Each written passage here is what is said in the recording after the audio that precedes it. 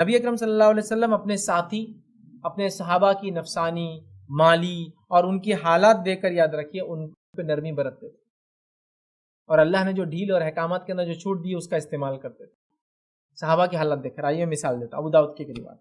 ایک صحابی رسول اکرم صلی اللہ علیہ وسلم کے پاس آئے اور کہا کہ میں نے اپنی بیوی سے زہار کیا اور کفارہ دیے بغیر ہم بستری کر لی۔ زہار یاد رکھیے یہ طلاق دینے کا ایک طریقہ تھا۔ بیوی اور شوہر کے الگ ہونے کے اسلام میں 5 طریقے ہیں: طلاق، خلا، لیان، زہار، نکاح فسخ۔ یہ الگ ہو جاتے ہیں ادا کیسے نکاح، ٹھیک ہے؟ تو یہ 5 طریقے الگ ہونے کے، سپریشن کے، جس میں طلاق بڑا مشہور ہے، یاد رکھیے، خلا بھی ہوتا ہے، ساری چیزیں بہرحال۔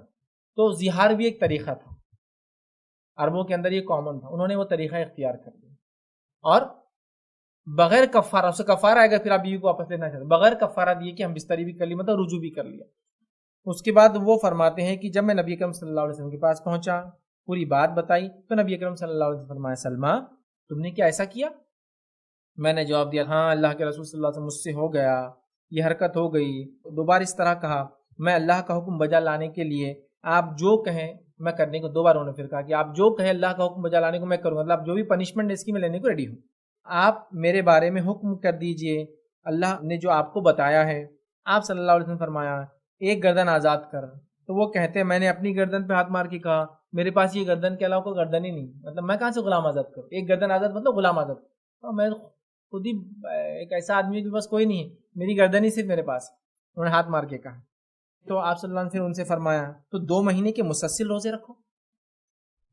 تو میں نے کہا میں تو روزے ہی کی سبب اس صورتحال سے 2-4 ہو رہا ہوں، میں پہلے ہی کر سکتا تھا، کر نہیں پائے، تبھی تو میرے سے یہ مسئلہ ہو گیا، اب میں کیا کروں؟ آپ صلی اللہ علیہ وسلم فرمایا تو پھر 60 سا ایک کوانٹٹی ہوتی تھی، 60 سا کھجور 60 مسکینوں کو کھلا دے۔ اور یاد رکھیے اس زمانے میں عربوں میں کھجور پوری غذا، آج بھی ہوتی ہے تب بھی ہوتی تھی، پورا فل کھانا ہے، کوئی مسئلہ نہیں۔ ہم لوگوں کے لیے، ہم لوگ فل کھانا کھجور کھا لیں گے تو مشکل ہو جائیں گے ہم لوگوں کے۔ 60 سا کھجور 60 مسکینوں کو دے دو لے آ کے۔ میں نے جواب دیا، اس ذات کی قسم جس نے آپ کو حق دے کر بھیجا، میں رات سے بھوکا سویا ہوا ہوں، کہاں سے 60 سا کھجور کہاں سے کھلاؤں؟ میں خود بھوکا سو رہا ہوں، اور ہمارے پاس مطلب گھر میں ہمارے پاس کھانا ہی نہیں تھا۔ آپ صلی اللہ علیہ وسلم فرمایا، ایک قبیلہ تھا کہ صدقے والے کے پاس جاؤ، مطلب ایک قبیلہ تھا، اس میں کچھ لوگ صدقہ دینا چاہتے تھے، آپ کو انہوں نے کہا تھا کہ اللہ کے سامنے اتنا صدقہ ہے دینا ہے، انہوں نے کہا جاؤ اور وہ تمہیں اسے دے دیں گے، مطلب ان کے پاس 60 سا کھجوریں صدقے کی ہے یا اس سے زیادہ ہے، وہ تم کو دے دیں گے، اور 60 سا کھجور تم مسکینوں میں بانٹ دو، جو بچ جائے تم کھا لو۔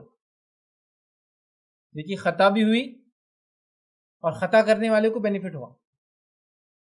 ایک غلام آزاد کرو، بولے نہیں ہے، روزے رکھو 60 نہیں ہو سکتے، 60 مسکینوں کو کھلاؤ، 60 سا کھجور نہیں ہو سکتا، تو کہا وہاں سے کھجور لاؤ، وہ 60 سا سے زیادہ ہے، 60 سا بانٹ دو اور جو بچ جائے تم ہی کھا لو۔